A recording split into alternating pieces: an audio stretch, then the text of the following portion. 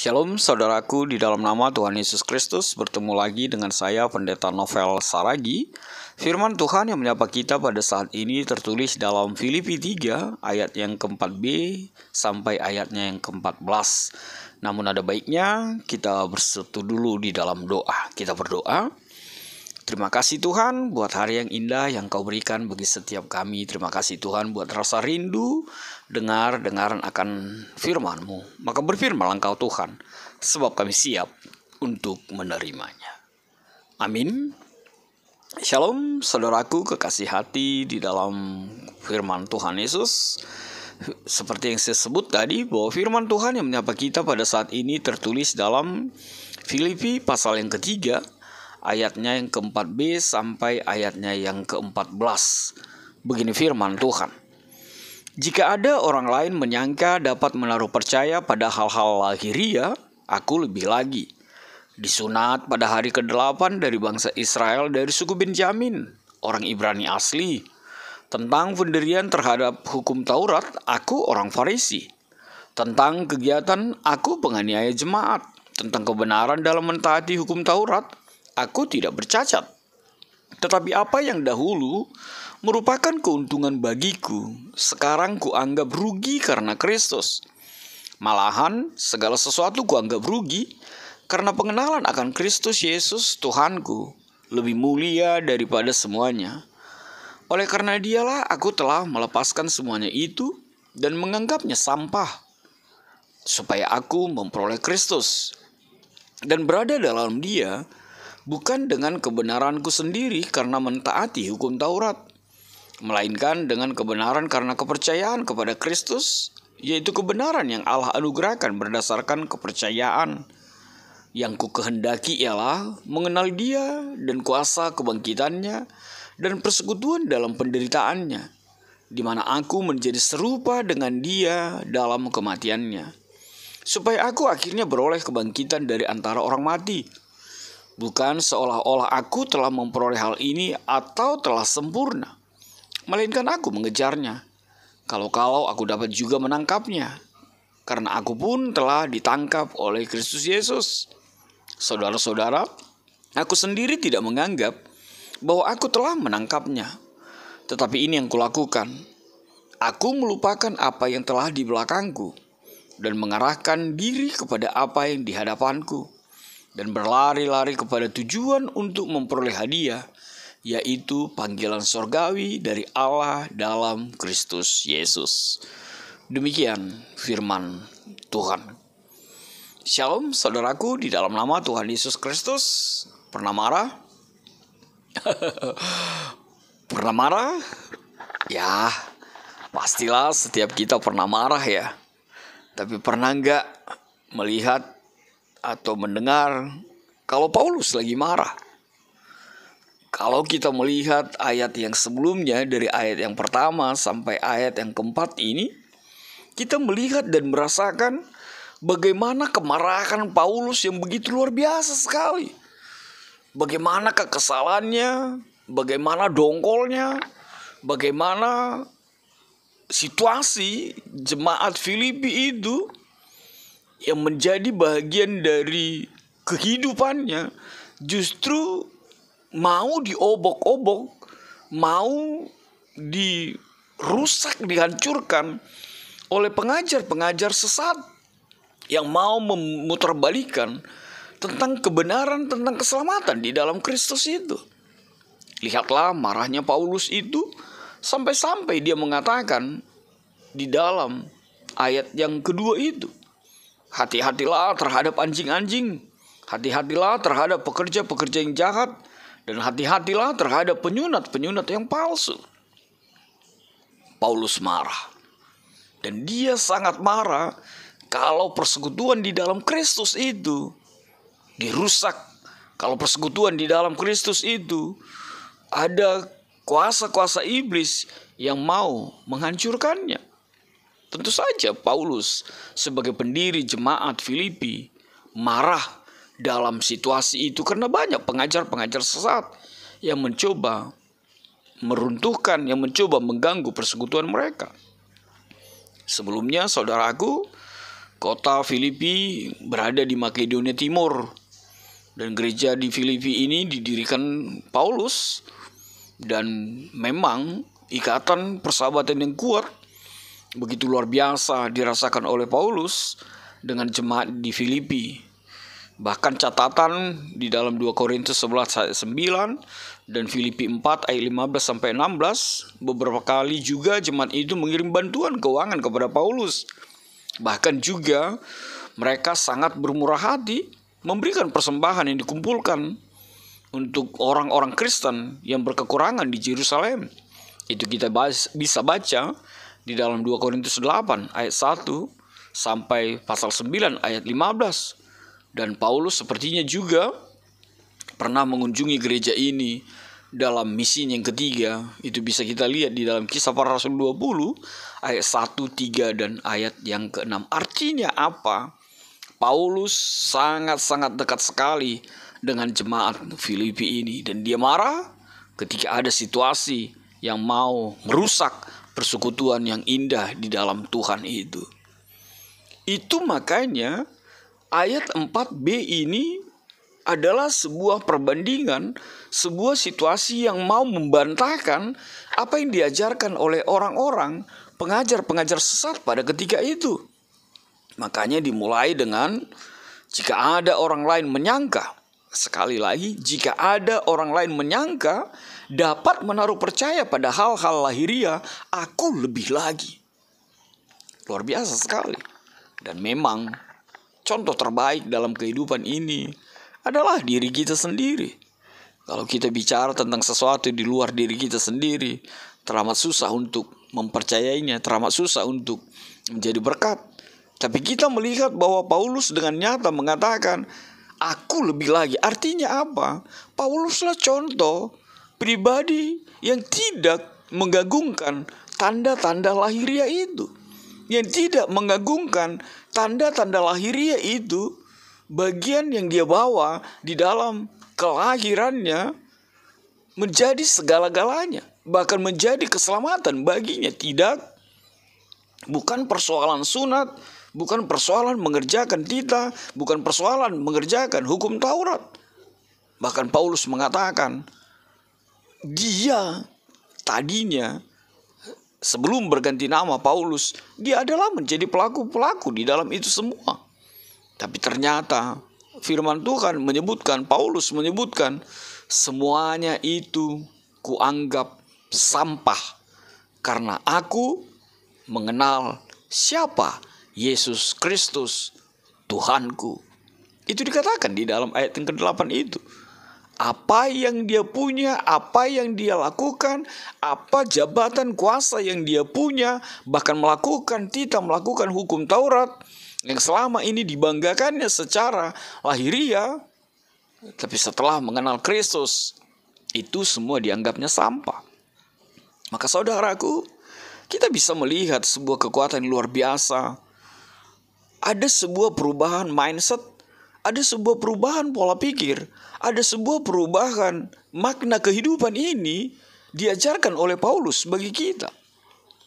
Perubahan pola pikir itu dinyatakan bahwa dia tidak lagi mencari kebahagiaan, mencari keuntungan, mencari keselamatan, mencari kedamaian, mencari kekuasaan dengan segala sesuatu yang ada di dalam dunia ini. Dia tidak lagi berpikir, bertindak, bahkan mencari hal-hal yang bersifat duniawi.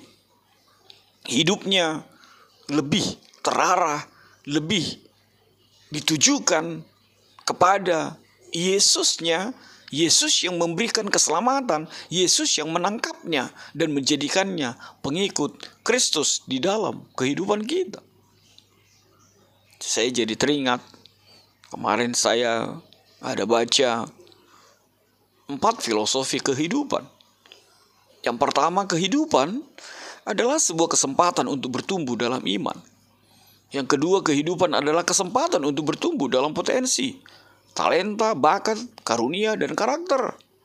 Yang ketiga, kehidupan adalah sebuah kesempatan untuk berkarya. Lalu yang keempat adalah kehidupan adalah sebuah kesempatan untuk berbagi dengan banyak orang. Dan ternyata keempat filosofi kehidupan ini ada di dalam diri seorang Paulus.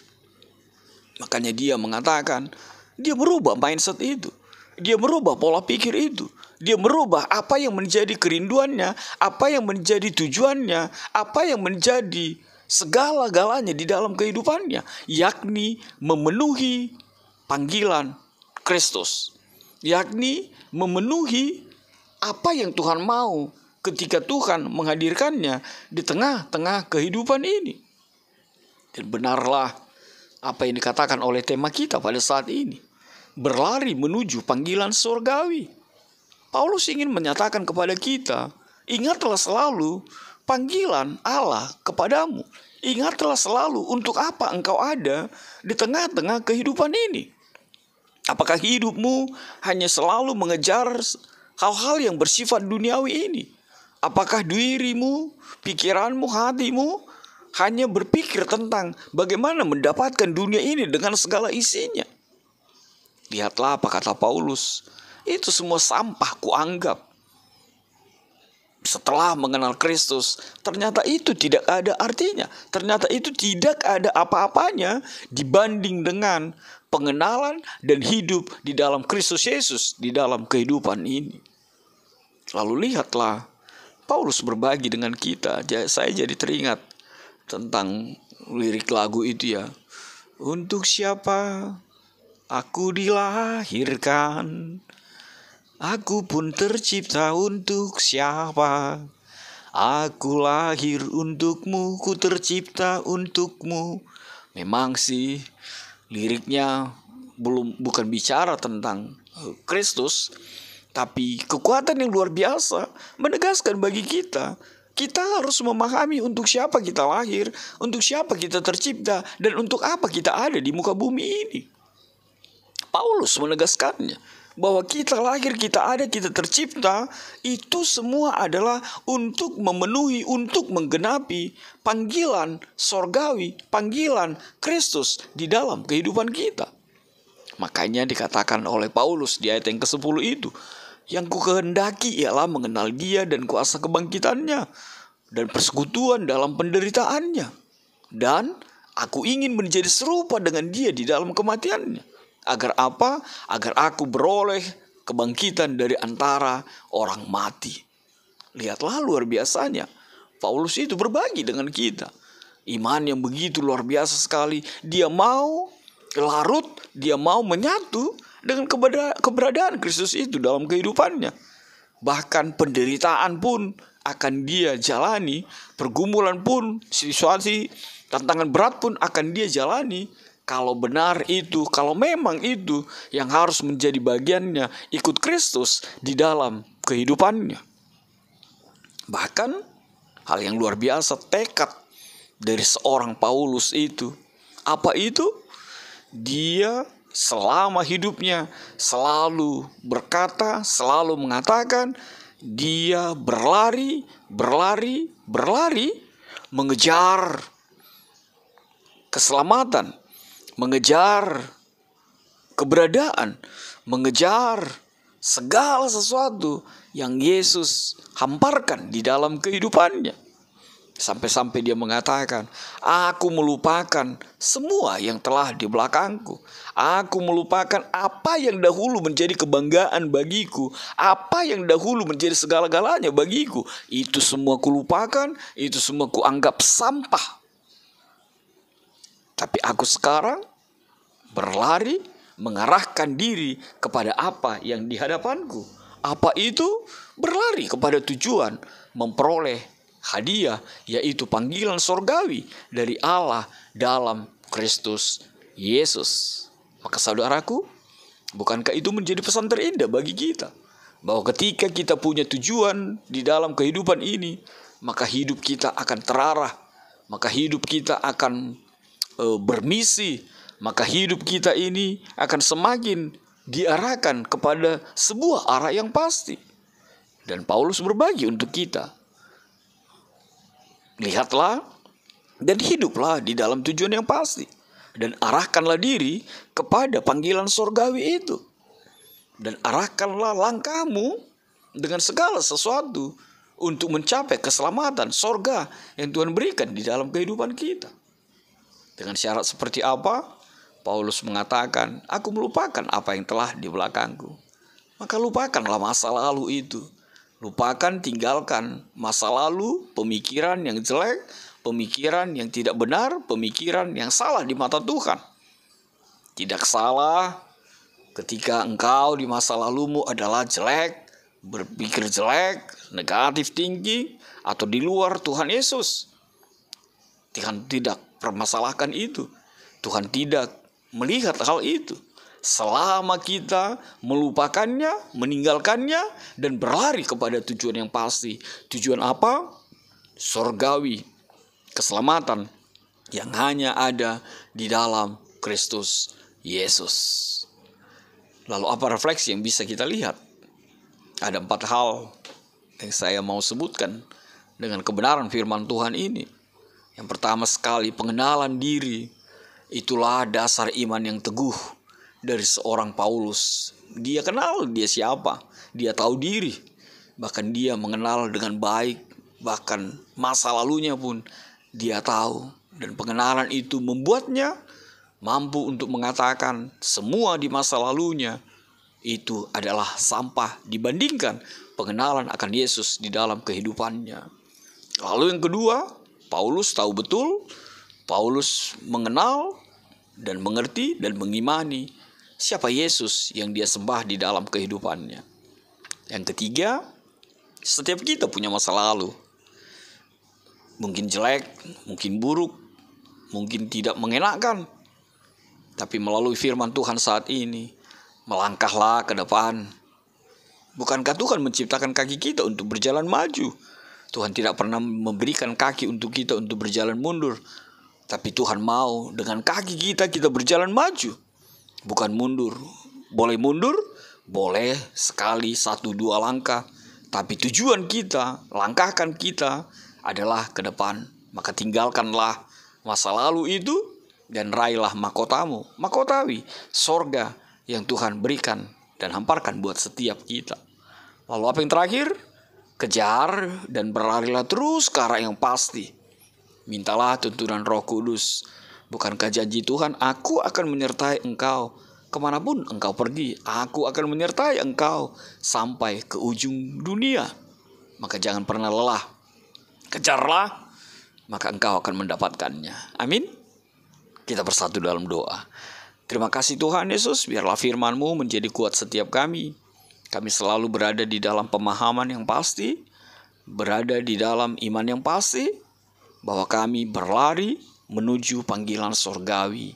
Sehingga kami semakin diingatkan untuk apa kami ada, untuk apa kami lahir, untuk apa kami berada di tengah-tengah dunia ini. Tidak lain adalah menuju berlari kepada tujuan yang pasti, panggilan surgawi. Sorga yang Tuhan janjikan untuk setiap kami yang percaya kepada Tuhan dalam hidup ini. Dalam kasih-Mu Tuhan, enyahkanlah virus-virus ini. Amin.